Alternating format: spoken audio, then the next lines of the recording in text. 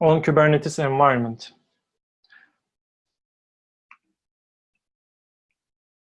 So in a typical environment, in order to apply a successful authentication authorization system, you need to do a couple of things, all right?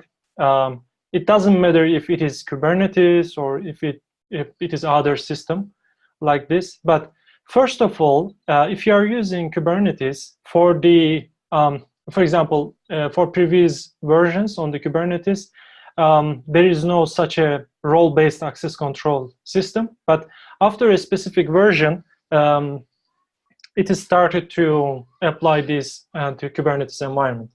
So first of all, you need to have an authentication system, okay? So in order to make your user enter the Kubernetes environment, first of all, this user needs to be authenticated on system. What can it be, for example? If you are using, for example, in your company, you may use Active Directory for authentication, or you can use some OAuth 2 protocols, you can use some JWT tokens, etc. There is several kinds of authentication system, but this will be somehow out of scope of our session, but don't worry, I will show you a simple example by using a static password file for this Kubernetes environment. Let's say that the user authenticated successfully, and then you need to apply an authorization system for this user, because the user may be authenticated into your system, but you need to have some authorization layers. Some user may have a right for read permission, but some kind of user may have some administration permissions on the system. So you need to do that in the authorization level. There is a third level here that is called admission control. This is for more deeper control on your system, okay? And then if you are passing all of these steps, you are ready to get into the internal world of Kubernetes. As I said, there is a couple of authenticator systems for the Kubernetes. For example, if you are using kubectl and Minikube, you will see that you are by default using client certificates. So you have a certificate on your side, and then you signed your certificate with Minikube server certificates, and then you are ready to do any kind of operation on the Minikube or mini Kubernetes cluster. Yeah, that's are the other examples for authentication. By the way, in order to use this authentication system, you need to say your API server in the Kubernetes system that, okay, I will use this authenticator. So your API server will know that, okay, I will use this authenticator system in order to make my user enter the system, okay? You need to set up this authentication during your cluster setup. Let's say that you are in an enterprise world. Most probably you will need this system because you don't want to let your user delete the database, okay? Some user may have read access to databases, but if you do not have this kind of system, your data may corrupted or some data may be deleted. Here, let's say that you have an identity provider here. That means your API server here will use this identity provider. My user logged into the IDP, identity provider, already, and I want to use this token. I want to use this token with kubectl in order to use this API server communication. Whenever you want to do something, you need to provide your bearer token for this API server call. And then when it comes to here, if first of all, your API token will be validated, and then your token will be checked against the expired or not, and then user authorized. And you can do lots of things by using this system. There are several types of authentication systems. So this is one example of this. You set up your API server to use some kind of Active Directory, for example, And if you exist in the Active Directory already, you will be able to enter this system easily. So what is the authorization system here? It is the second level, and Kubernetes supports ABAC and RBAC, role-based access control. And also there is a webhook mode, but we mainly will focus on the RBAC, which is role-based access control. And then the difference between the authenticator, you can provide multiple mode, and on first success, the request will be passed to the next step. So in role-based access control system, let's say that this user can do this operation, and there can be another authorization step that is, let's say this group can do these operations. So if that user, first user, exists already in the second group, so doesn't matter, because on the first step, the user already authorized on the system in order to do several kind of things. And as I said, there are several types of admission control system. This is for a deeper control, and then you can see the list of admission controls here. This is a very big topic, by the way. This can be a separate webinar topic, but let's continue with the authorization systems. So authentication, authorization, and admission control. What is our heroes here? What are the heroes of our system? If you use Kubernetes system already, most probably you already heard about the service account. Okay, this is something like, think about that you have an application in your system, and this application has some kind of permissions due to this service account. This service account is for, this cannot belong a specific user. This is for the processes, okay? So your application has specific permission in your Kubernetes environment. So in order to do that, you will use this service account. For example, your dev environment may have specific service account, and your QA and prod environment may have another service account in order to do several things. User, this belongs to a specific user. Most probably this is a human, and then Active Directory account can be a good example for the users. These service accounts and these users may have several kind of roles. So you need to define your user first, and then you need to define your role. After that, you can, first of all, you may have some roles. This is for specific to namespaces, but also there is another kind of role, which means a cluster role. This is for more global role definition, okay? So the first one is for only the namespaces, but the second one is more global. Let's say that maybe you have already heard about the daemon sets. So daemon sets may work in several namespaces. So you may want to add this cluster role to this specific daemon sets. In order to connect, or in order to assign a specific role or cluster role to specific user, you need to use role bindings. This is for relationship. Role binding is for assigning the roles to the specific users, groups, or service accounts. But when you switch to the cluster role binding, this is for assigning cluster role to the specific user, groups, or the service accounts. So we have users, we have roles, and then we need to link them in order to have a successful role-based access system here. Those were the theoretical information here. So we can quickly switch to the action.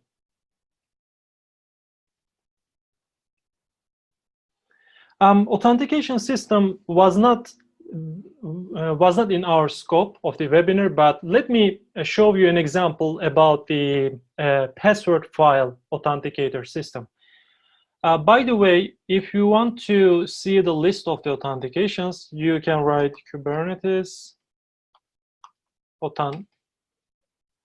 authentication. When you say this, you will see lots of authentication type here. So I will use a static password file for the example here.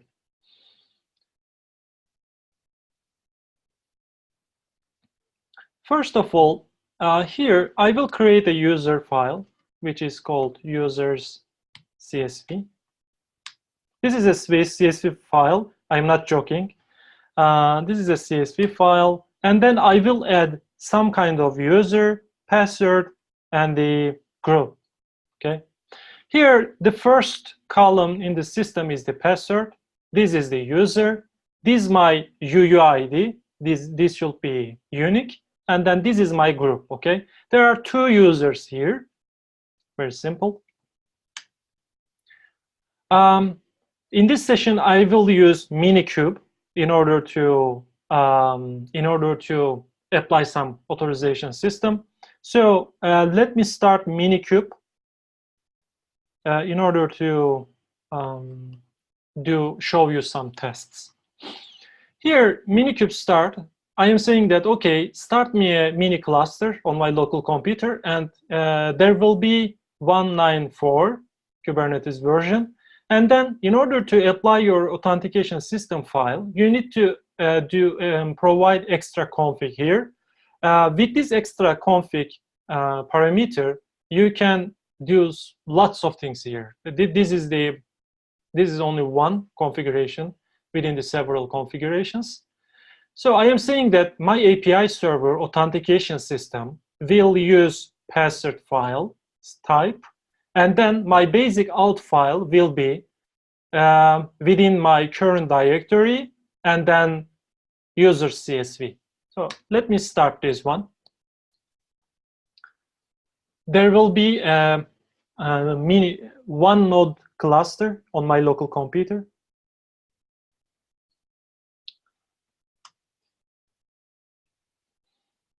So we can have a look at the logs, but there will be no logs right away. We need to wait for this to be finished.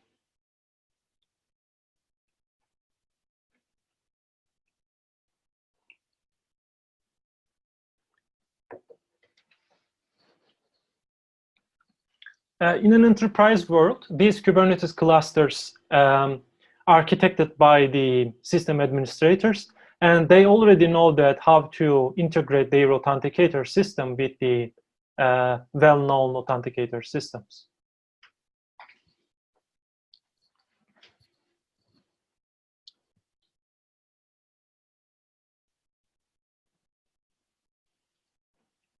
So VM is created. Now the certificate files are being transferred to the cluster.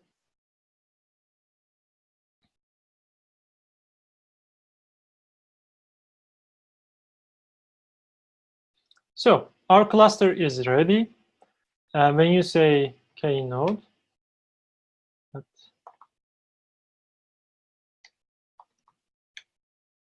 we have one noded system here. Let me show you the logs. As you can see here, where is it?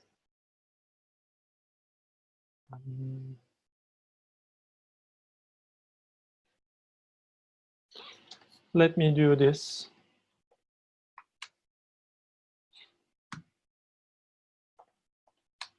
Okay, as you can see here, setting authentication password file, etc. by using this file. This is very cool. If you have a Kubernetes cluster, you have an API server, okay? First of all, let me do a query on my API server. And then in order to access your API server, it should be HTTPS. We have no real certificates, so I am saying that, okay, ignore the insecure certificate errors right now. And then in order to have Minikube IP, you can use this command, and then the port will be 8443 API v version 1. And let's say that I want to list all the namespaces.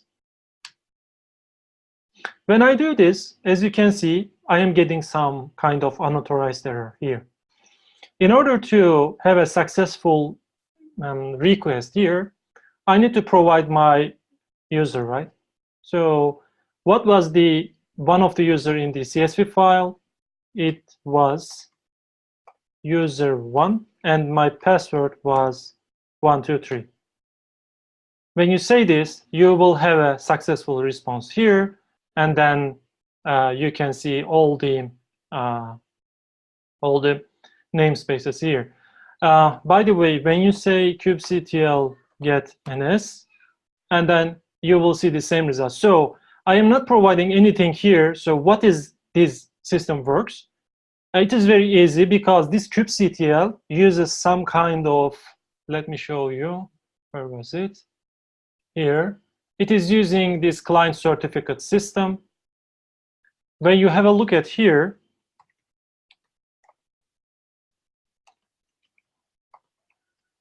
what was it? Minikube.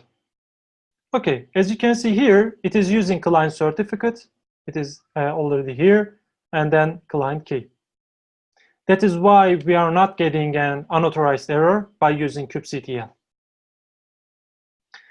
This is a sample authentication system integrated Minikube cluster. So let me destroy this one.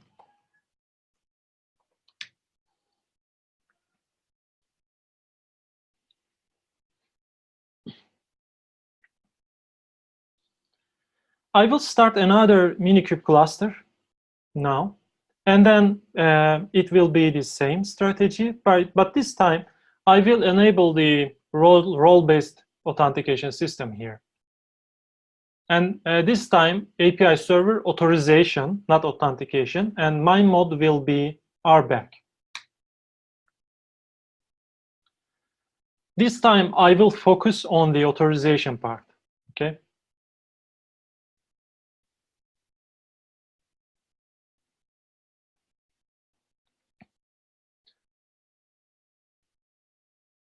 So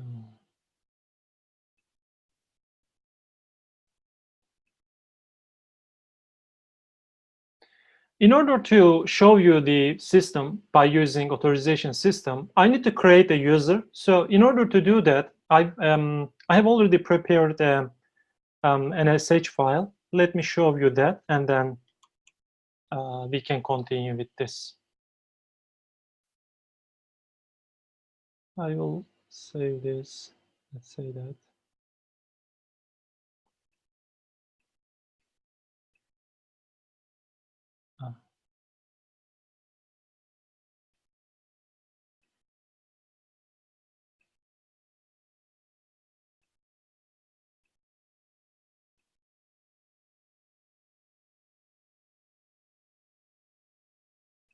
Yes. Okay, I will save this SH file as user create SH. So here, this bash script is for creating a user in your system with its credentials, and then we will be able to use these users in the authorization system. So in order to create a user, I am getting user information, group, and the specific namespace, because this user will be specific to specific namespace. I am simply creating a folder, and then within that folder, I am creating a key here. And then by using this key, I am creating my CSR, okay? And within this CSR, I'm providing my username and then my group. After that, I am creating a request here by using my CA and CA keys. And then there is a certificate expiration day here, which is 500 days. And then I am setting these certificate files within my config file. And then after this, my user will be able to do some operations by using this system. For example, let me show you an example here. Here, okay. Our cluster is ready. Okay, our cluster is ready. First of all, I will create a namespace. Let's say that production.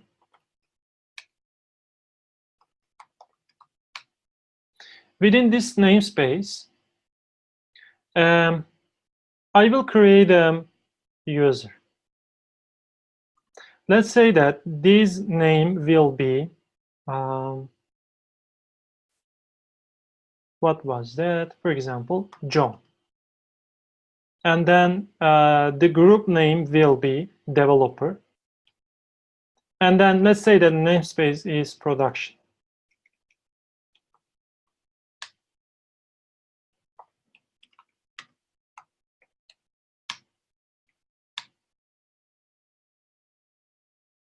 By the way, on daily life, you will not create this system manually because all the certificates or other kind of things automatically created by your identity provider. So you don't need to do anything because API server knows how to request your identity provider and get those details. This is for simple local usage. So here, when I list my folder structure, there is a developer folder, and within this I have a John folder, and then you can see my CRT, CSR, and the key files. So I have used those files in order to make a sign request to the Minikube server in order to integrate my keys. So what else? What can I do by using this system? Let's do some operation here. For example, context. Let me show you the best script again. So when you create a user, for example, John developer, your context will be user-context. Okay. So I will provide a context here, John context. And then get po. I am getting this error. Why? Pods is forbidden. User John cannot list pods in the namespace production. Do you have any suggestion for this? How can we proceed? Why we are getting this error?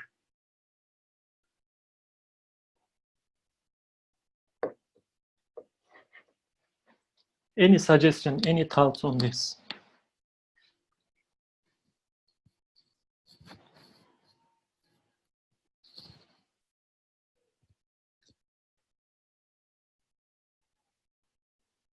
So, okay, then let me answer my question. Here, we have a user, but there is no role bindings here. In order to let your user do something, you need to provide the default permissions here. So in order to do that, I will create a, for example, I am trying to create a read operation on the pod, right? I will create a role first. Let's say that, again, I will use YAML file notation because in enterprise world, you need to store these roles in some way. When you have a look at here, as like the other system, there is a kind parameter here, which is role, and then API version. After that, I am saying that in namespace, production namespace, I want to create a pod reader role, and then there will be some rules here. I am saying that this role will be applied to this API group. This is the core API, by the way. There are several kinds of API groups within the Kubernetes. So I am saying that this role will be specific to pods resource. As you already know, there are several kinds of resources like pods, deployments, services, etc. Okay. So this role will be specific to get, watch, and list over these resources, pods. This is something for reading. Let me create this by using normal kubectl. So what was that? Sorry.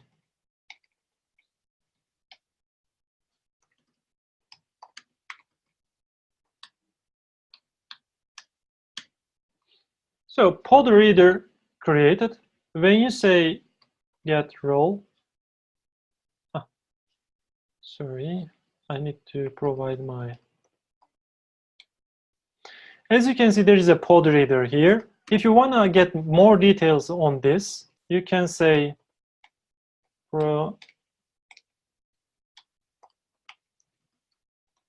describe role and then pod reader. The policy rule is resources is pods, and then I can do get watch list on these resources. That is very simple. So I need to bind this rule to the specific user, okay? So this time I will do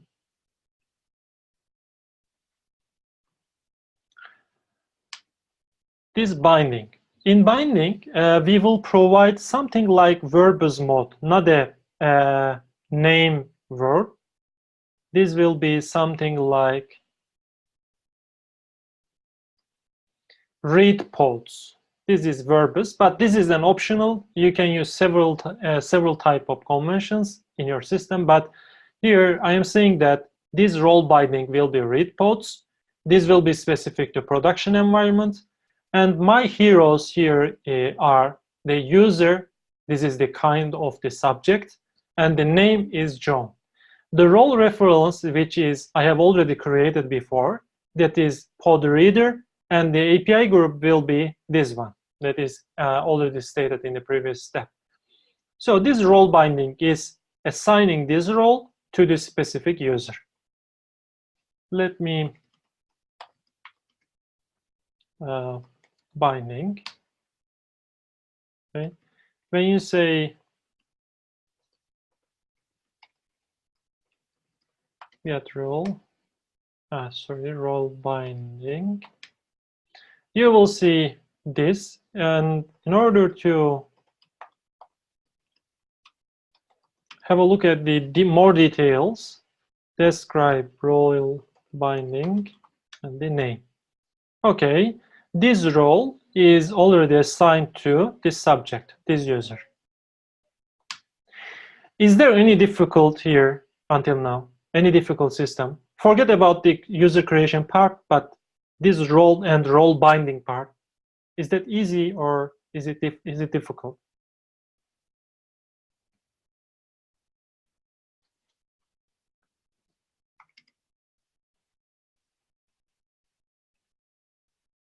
Okay, easy so far, no problem, cool.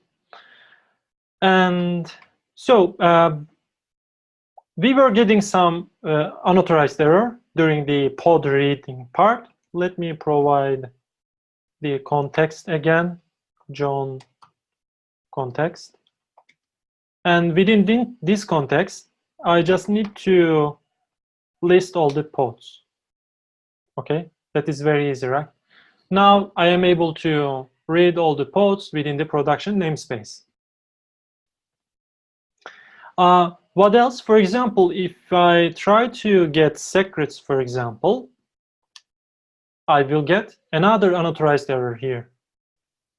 Why? Because I have no role binding for reading secrets. I have only the reading, pod reading permission. Let's assign a secret reading here. What will be the strategy? This time I will create another definition, but this time I will provide this provide the specific rule to group, not user. First of all, create a role for this secret reading.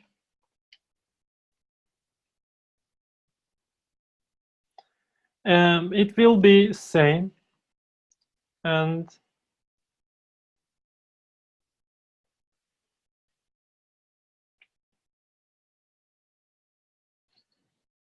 this time I will provide the cluster role, not role. So the name of the cluster role is secret reader. And as you can see, there is no namespace parameter here because this is cluster wide operation.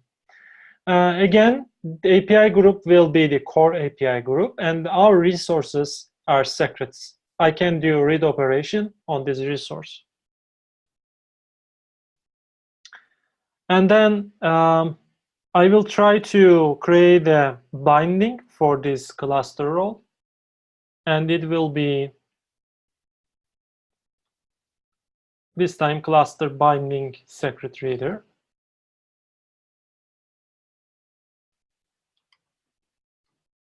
And then my kind is cluster role binding.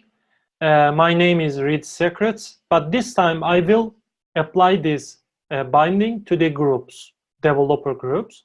And my role ref will be cluster role and the secret reader. Let me create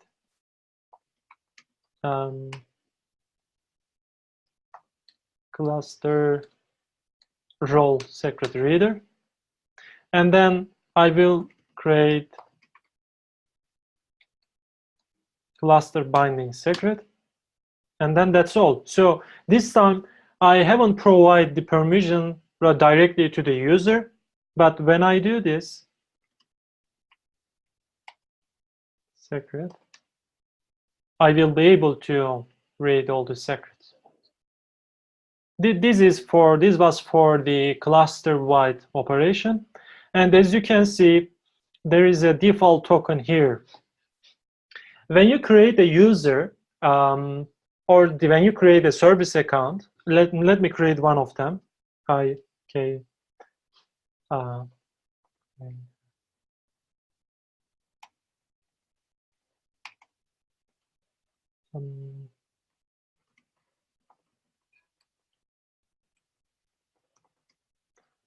And then test. Okay, this service account test created. Okay, get service account. I have a service account test here, and when I describe this one,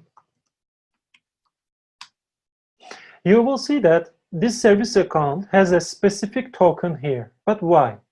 When you create an account here, actually a specific token will be integrated to this account, because during the service account usage, all the API calls will be done by using this token. So whenever you call your API server within the pod, this token will be used automatically there.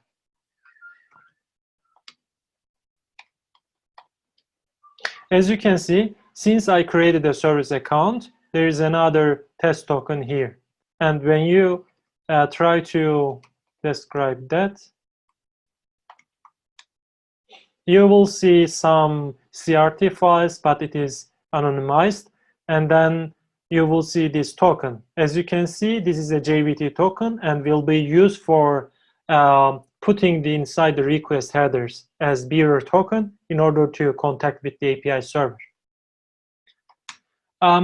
This was for a role-based authorization system, and that's all with the demo. If you have any kind of question, I can happily answer that. Do you have any question?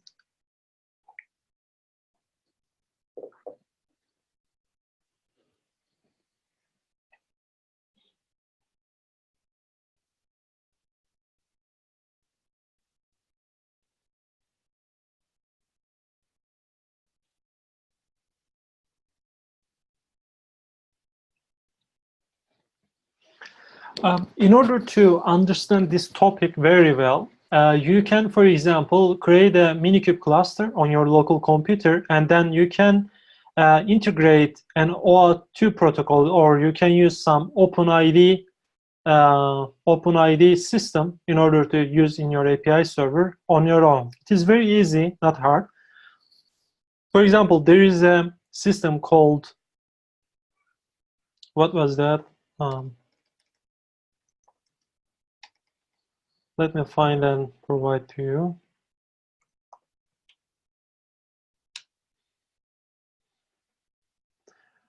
I have already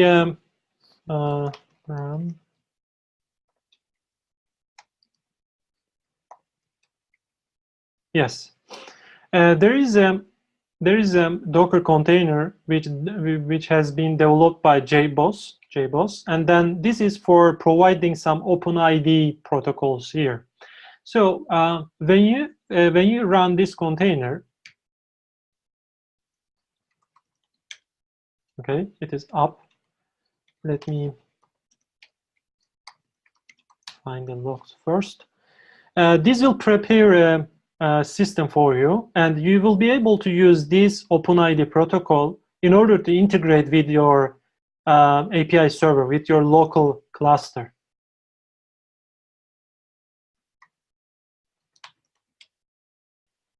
So let me go to this one.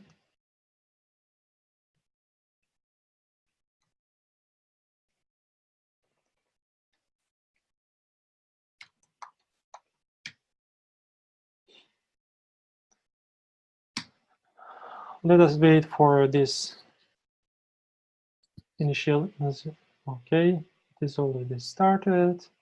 Okay, I have a key clock system here. So when you go to the administrator console, so what was the username and password? Let me check.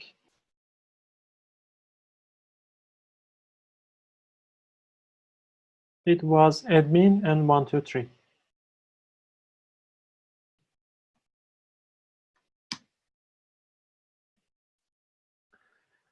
You can directly execute this, run this container on your system, and then you can do lots of things by using here. For example, in identity provider section, you can add any kind of provider here. For example, OpenID Connect, Keycloak OpenID Connect, whatever you want.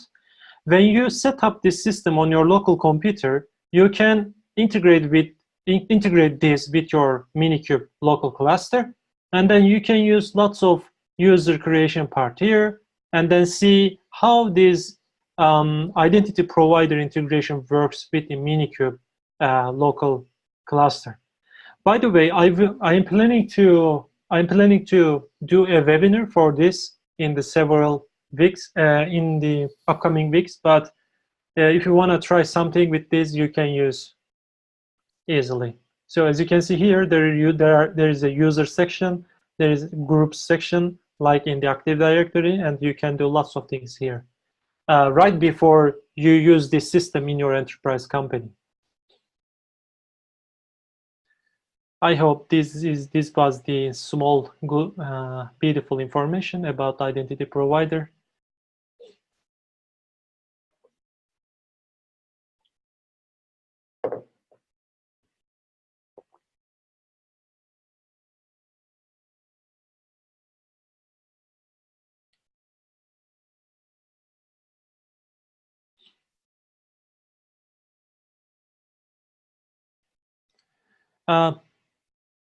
By the way, you can join this Slack community again for the newcomers, and then you can ask any kind of question within the specific channels. You can do, for example, we have a Kubernetes channel here, and then we already discussed several topics here. You can join and ask any kind of question here. We will happily answer your questions here. So I am done with the session and with the demo. If you have any kind of question.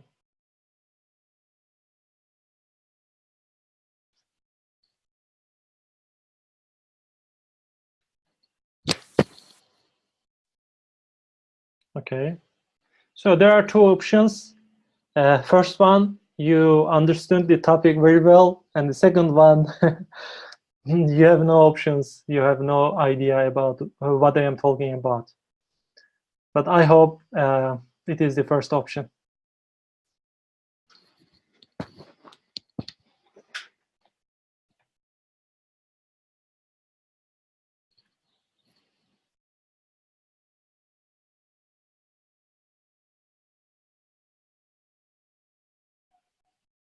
Okay.